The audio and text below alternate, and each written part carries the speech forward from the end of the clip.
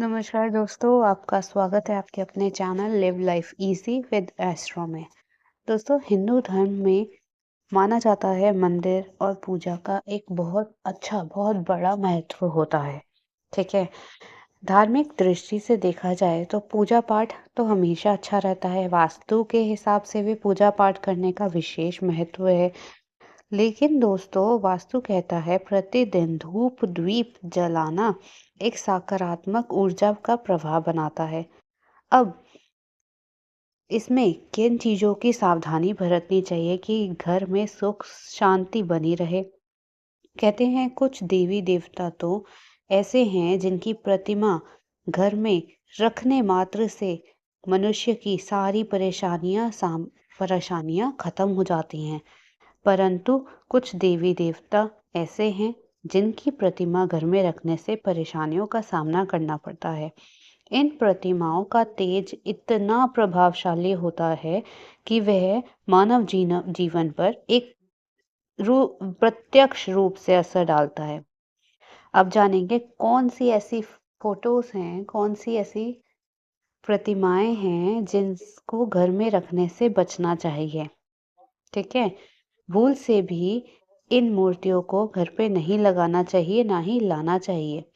जैसे कि दोस्तों कहते हैं शनि महाराज न्याय के देवता होते हैं। ठीक है। लेकिन घर में कभी भी शनि देव की तस्वीर नहीं रखनी चाहिए, क्योंकि शनि भगवान की आंखों को देखना वर्जित होता है। आंखों को देखने से व्यक्ति की जीवन में बहुत तरीकों के कष्ट और शनि दोष लग सकते हैं। इसीलिए शनि देव के प्रकोप से बचने के लिए कहा जाता है दोस्तों, शनि देव की तस्वीर घर में नहीं लगानी चाहिए। दोस्तों, वैसे मैं शनि देव को प्रणाम करती हूँ और अगर कोई भूल चूक हुई हो तो उनसे क्षमा मांगती हूँ। चलिए अगले कदम पे बढ़ते हैं। दोस्तों, वास्तु शास्त्र के अनुसार राहु और केतु की मूर्ति भी घर में पूजा में तभी रखी जा सकती है जब आप 9 ग्रहों की पूजा कर रहे हों। लेकिन कभी इनकी अकेली मूर्ति नहीं रखनी चाहिए। अगर आप ऐसा करते हैं तो हो सकता है कि आपको एक बड़ा नुकसान का सामना करना पड़े। राहु देव की जय, केतु देव की जय। चलिए बढ़ते हैं आगे। हिंदू धर्म में दोस्तों शंकर भगवान की पूजा विशेष तौर पर करी जाती है। ठीक है। बहुत सारे लोग होते हैं जो घर में भगवान जी की तस्वीर लगाते हैं, लेकिन दोस्तों कभी भी भगवान शिव जी की नृत्य करती हुई प्रतिमा यानी उनके नटराज मुद्रा की मूर्ति घर में नहीं रखनी चाहिए। ये किस लिए, चलिए बताते हैं। माना जाता है दोस्तों कि भगवान शंकर की नृत्य भगवान शंकर नृत्य तभी करते थे जब वो अत्यधिक क्रोध में रहते थे। हर हर महादेव। तो उनके क्रोध का सामना दोस्तों कोई नहीं करना चाहता, उनकी कृपा सब पाना चाहते हैं, तो इस चीज का ध्यान रखना चाहिए। हर हर महादेव। अगला है दोस्तों, घर में गणेश जी की मूर्ति एक ही होनी चाहिए। इसे माँ लक्ष्मी के बाएं और सरस्वती जी को लक्ष्मी जी के दाएं और बाएं रखना चाहिए। अपने पूजा घर में कभी भी गणेश जी की खड़ी हुई या नृत्य करती हुई प्रतिमा को भी नहीं रखना चाहिए दोस्तों। जय गणपति बप्पा मोरया। वास्तुशास्त्र के अनुसार दोस्तों पूजा घर में कभी भी माँ काली की तस्वीर नहीं रखनी चाहिए, क्योंकि माँ काली दुर्गा माता का विध्वंसक रूप है जो कि हमेशा क्रोध रूप में होती हैं। माँ काली की पूजा तंत्र साधना में अधिक की जाती है, इसलिए इस तरह की तस्वीर पूजा घर में कोशिश करें कि नहीं रखनी चाहिए। माँ काली की जय। दोस्तों, कई लोग श्रद्धा की वजह से एक ही भगवान की एक से ज्यादा मूर्तियां रख लेते हैं मंदिर में।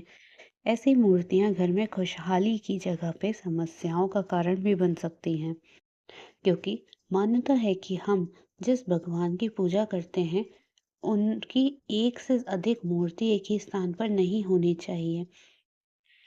टूटी हुई मूर्तियां कभी भी घर पर नहीं रखनी चाहिए। दोस्तों, पूजा कक्ष में यदि कोई ऐसी मूर्ति है जो कि टूटी हुई है, चिटकी हुई है, उसे पूजा स्थल से हटा देना चाहिए। ऐसा ना करने पर टूटी हुई मूर्ति की पूजा ईश्वर को स्वीकार्य नहीं होती और इसका नकारात्मक फल भी मिल सकता है। दोस्तों, ऐसा माना जाता है कि भगवान को पुष्प अर्पित करने से उनकी विशेष कृपा प्राप्त होती है, लेकिन यदि आपके घर में फूल अर्पित करने के बाद ऐसे ही रखे हुए हैं, फल का भोग लगाते हो, तो फूलों के सूखते ही उन्हें पूजा स्थल से हटा देना चाहिए। ऐसा माना जाता है कि बासी फूल भोग नकारात्मकता को आकर्षित करते हैं। साथ ही में सूखे और बासी फूल को भी मंदिर में नहीं रखना चाहिए। दोस्तों, ये भी माना गया है कि पितरों की तस्वीर कई बार मंदिर में भगवान के साथ मृत पूर्वजों की तस्वीर भी लगा देते हैं। ऐसा माना जाता है कि पूजा कक्ष में पितरों की तस्वीर लगाने से घर में दुर्भाग्य भी आ सकता है। इस तरह की तस्वीरें मंदिर से हटा देनी चाहिए, घर में समृद्धि आने लगती है। पितरों की तस्वीरें दक्षिण दिशा में जरूर लगा सकते हैं। घर के दक्षिण दिशा में पितरों की तस्वीरें लगाना शुभ माना जाता है। अधिकांश घरों में दोस्तों, देवी देवताओं के लिए एक छोटा सा अलग स्थान होता है। कुछ घरों में छोटे छोटे मंदिर बनवाए रहते हैं। नियमित रूप से अगर वहाँ पे पूजा की जाए तो शुभ फल की प्राप्ति होती है।